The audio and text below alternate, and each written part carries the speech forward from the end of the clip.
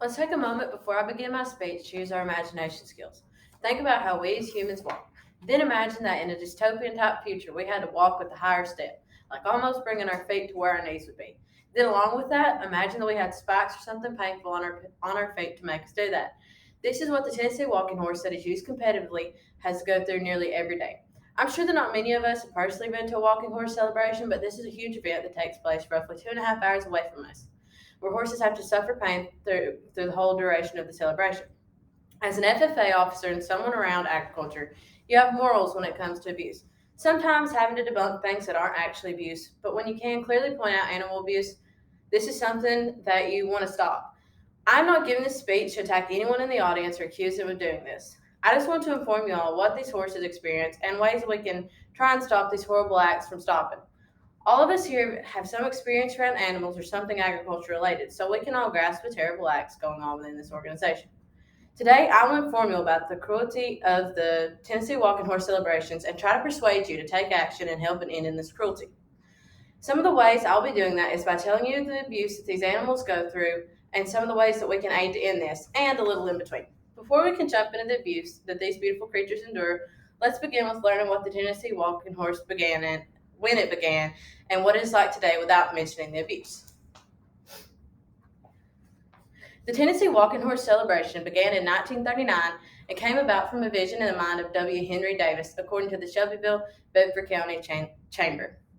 After creating this vision, he set the dates for the very first Tennessee Walking Horse celebration. These dates were September 7th, 8th, and 9th of 1939. It was held close to Shelbyville's high school, and there were over 40,000 tickets sold for this event. Ever since Davis decided that he would hold this event, Shelbyville has been to the home for it. This celebration is held every year at the same time, and it includes more than just a walking horse celebration. Since the beginning, the show has grown. It started out as an event that held 40,000 people and has grown to an event that has more than one arena, and these different arenas can hold up to 34,500 people altogether. Along with that, it is estimated that this 11-day celebration draws in 2,000 horses and 25,000 spectators for every year. Now that we have looked at what the celebration looked like at the beginning and what it looks like now, let's move on to what these horses go through. The most recognized thing about the Tennessee walking horse is their big lick. The big lick is where the horses have a higher gait than what they would normally have. Most of the Tennessee walking horses undergo painful soaring to get their so-called big lick. This is a natural gait, and that's a big lick. According to the Kentucky Journal of Equine Agriculture and Natural Resources Law, soaring is the painful and artificial alteration of the horse's natural gait used to achieve the so-called big lick. Prized in many southern gaited shows, there are different ways that a horse can be stored. According to the Humane Society, some things that take place during soaring is placing chemicals on the horse's lower leg and then covering them with plastic wrap and letting them sit for days. Action devices to add weight to the horse's leg, and also things like grinding down the sole of the hoof to expose the tissue underneath the hoof, causing the animal to be in constant pain. This is a chemical sore. They use mustard oil, kerosene, and diesel fuel. Then here's an example of hoof soaring. Oh, I missed one. And there's an action device soaring. Since we've looked at what soaring is, let's look at how there are rules to prevent soaring, but there still seem to be a way for it to continue. There are different laws and regulations to stop the soaring process. One of the laws that is currently in place and has been in place since the 70s is the Horse Protection Law.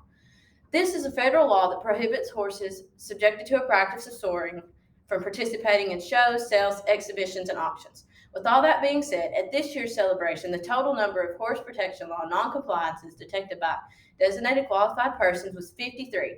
At the same show, 53 horses were disqualified by show management. One huge thing that took place at this year's Tennessee Walking Horse celebration was that they let a trainer that had been banned for life from the organization back into the arena.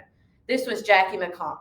Jackie McConnell is a convicted felon who was charged with 52 counts of the Horse Protection Act and was banned from the Tennessee Walking Horse celebration for life and was suspended from entering the grounds for any and all events. However, at this year's celebration, McConnell was spotted in the crowd along with his wife. One could say that him being allowed back despite being banned shows how little the organization actually cares about soaring and the animals. There's McConnell's abuse. Here he is sitting at the walking horse celebration this year. One thing that's really interesting about the horse protection at law is that some of the people who fight against it. One person who is very big on the prevention of abuse is Elvis's wife, Priscilla Presley. She has spoken to congressmen on the issue and in 2013 she requested that the Walking Horse organization return the Graceland Challenge trophy that they had gave because they were aware of the abuse that it went on that the horses had to go through. Now that we have looked at what the celebration is, what soaring is, and some regulations already are, let's look at some of the ways that we as an individual and as a group, can stop the abuse that these beautiful creatures endure. There are some things that we can do as an individual to help end soaring and regulate the celebrations. One thing that you can do as an individual in this case is to push your state senators and congressmen to keep revising acts that have already been made, just like this one. On June 24, 2021, a bill was presented to Congress to strengthen penalties for violations of the Horse Protection Act and improve Department of Agriculture involvement in the act. If acts like this keep being pushed and passed, eventually these horses will be unaffected by the soaring. There are also things that we as a group can do together to help end the awful abuse that these animals endure. While this might not be the most effective way to end something as big and as controversial as this, petitions are a big way to start and continue a movement.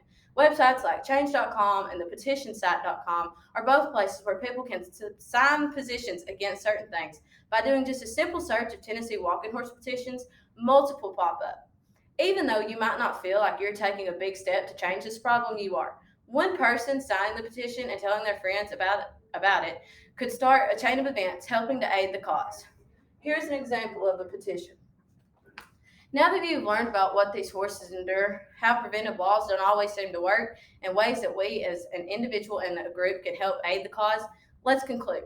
The Tennessee Walking Horse Celebration began in 1939 and is still going on today. The Tennessee Walking Horse Celebration is a very controversial celebration that's been tainted by many things. Some of the things that have tainted the organization and celebration are that there are many horses that are soared every year and they don't really seem to follow the rules that they set themselves.